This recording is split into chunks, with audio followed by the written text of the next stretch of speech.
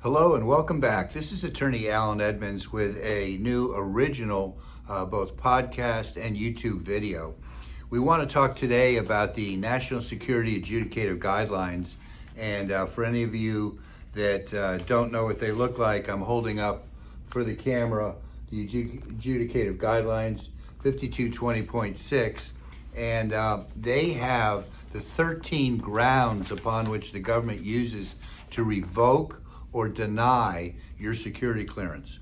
And today I want to talk about something that we're seeing more and more of, which is the government trying to revoke your clearance or deny your clearance because of psychological conditions.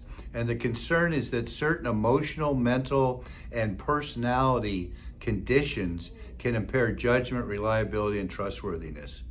And what they're talking about is mental health conditions that frequently arise from a psychological examination.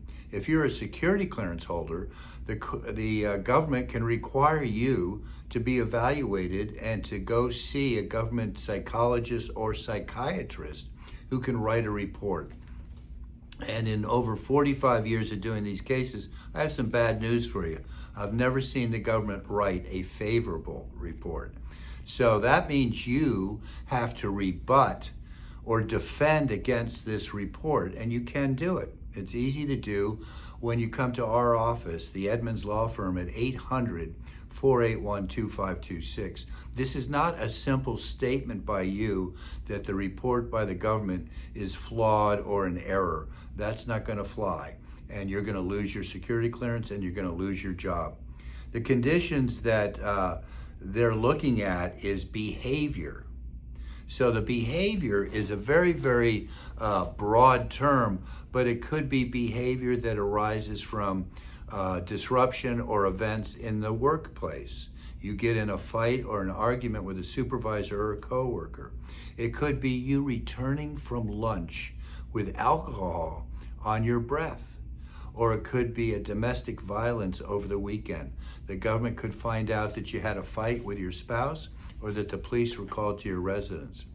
But it gets even broader and more bizarre. I'm holding up the guidelines and I want to read one of them that will shock you. It says here, pathological gambling, associated behaviors of which may include unsuccessful attempts to stop gambling, gambling for increasingly higher stakes, usually in an attempt to cover losses, or concealing gambling losses. So that means if you are a habitual gambler and you go to Vegas and you gamble, or you go to casinos in Florida or the islands, the Bahamas, the government could learn of this and issue you a statement of reasons to revoke your clearance. Well, if that happens, give us a call. If you have to take a psychological examination, we have doctors that we can refer you to get a rebuttal.